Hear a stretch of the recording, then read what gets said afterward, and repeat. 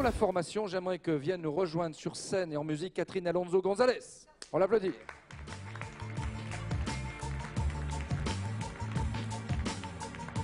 Alors, Catherine Alonso González, de la CASIC, elle va nous proposer des formations, figurez-vous, gratuites. Alors ça... Merci Jean-Pierre pour la transition. Alors on y va. Donc les formations... Et oui, comme on a dit tout à l'heure, la CASIC, c'est une centrale de référencement, mais pas que. Puisque on sait pertinemment que, comme on l'a dit auparavant, la formation est très très importante au sein des équipes soignantes et autres. Donc vous avez sélectionné des Voilà, les formations proposées par la CASIC pour les adhérents. Donc il y a 19 formations médicales en 2018, voilà, ça on les voit. C'est ce qui a été fait en 2018, enfin c'est ce qui continue jusqu'à la fin de l'année. D'accord. Alors actualité thérapeutique, le CAQES, etc. Seulement 2 formations médico-sociales.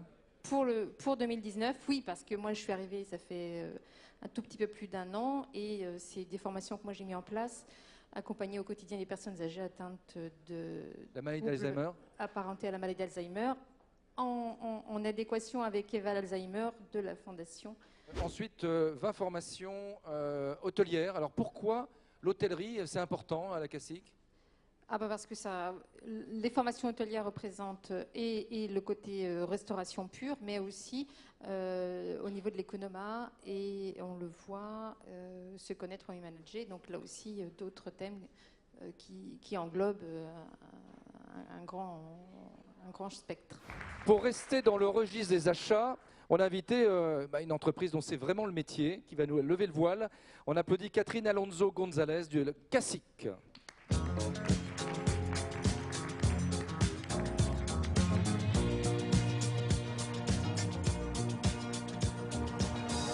Alors bonjour Catherine. Tout d'abord, donc la CASIC, bonjour. Tu peux nous dire en 2 mots qui vous êtes finalement? CASIC, c'est une centrale de référencement. C'est-à-dire? C'est-à-dire que ce n'est pas une centrale d'achat. Les produits ne nous appartiennent pas, contrairement à une centrale d'achat. La centrale de référencement référencie des produits pour les établissements médicaux, sociaux ou sanitaires. Donc 41 ans d'existence, 640 oui. Fournisseurs référencés. Les critères de référencement des fournisseurs, c'est quoi? Les critères vont être multiples, tout dépend d'un domaine dans lequel on intervient, puisque nous, on peut intervenir aussi bien sur le domaine de la restauration médicale, paramédicale, l'économat, les services, etc. Donc, alors, le processus achat, c'est différentes étapes, puisqu'on t'a... oui. Ça me fait plaisir de te faire réagir là-dessus. On sent que les EHPAD, les réseaux, ils ont un manque de maturité d'achat. Oui. Et c'est pour ça que tu interviens finalement, pour les aider, pour les accompagner. Alors moi de métier, je suis directeur d'établissement et sanitaire et médico-social, donc je connais bien effectivement les problématiques. Et je suis rentrée à la CASIC pour justement apporter cette connaissance métier. Okay. Et effectivement, on s'aperçoit que c'est pas toujours bien géré, puisque l'infirmière va faire ou l'IDEC va faire son truc dans son coin, et le directeur va valider ou pas, et on s'aperçoit que là il y a des dérives de tarifs ou d'achats qui sont énormes. Donc ton interlocuteur dans un établissement, il est multiple ou il y a une personne? Ça dépend. Oui. Il n'y a pas de règle.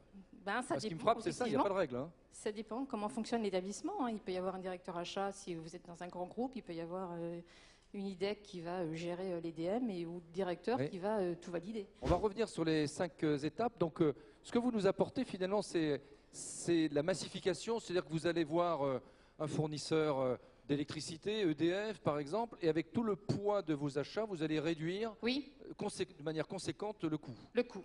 Oui. Rationalisation, c'est-à-dire que vous allez organiser tout ça. Voilà, c'est ça. Acheter le bon produit au bon moment et pour le bon patient. La plateforme de mutualisation, c'est quoi? La plateforme, alors on a 2 plateformes d'achat, mais notamment notre bébé qui est la plateforme CASIC EHPAD, puisque CASIC a été le pionnier en la matière en lançant la première plateforme d'achat pour le médico-social en 2013.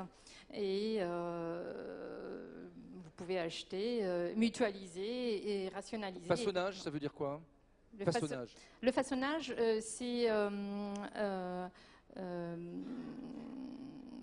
comment dire, on va accompagner l'établissement de façon hyper personnalisée et apporter tout ce dont on va avoir besoin en matière d'économat, en matière de suivi, en matière de DI, etc., etc. C'est l'après.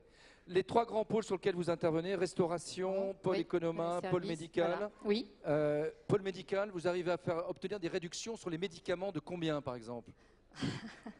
Ça varie, mais bon, on peut aller jusqu'à 70%. 70% de réduction sur les médicaments. Et oui, parce qu'il y a Jean-Marie, c'est quand même incroyable. Comme ça, on peut en donner beaucoup plus. Ça pousse à la conso, quoi, c'est ça? Non, bah non, mais dans des grands chus, vous avez forcément un budget qui est conséquent au niveau de la pharmacie. Quand il y a de la PUI, effectivement. Pionnier dans les EHPAD, la CACIC. Pionnier dans les EHPAD, oui, parce que CACIC a commencé uniquement sur les EHPAD. Donc c'est un domaine que nous connaissons bien. Moi, je le connais bien aussi puisque j'ai exercé dernièrement dans un EHPAD.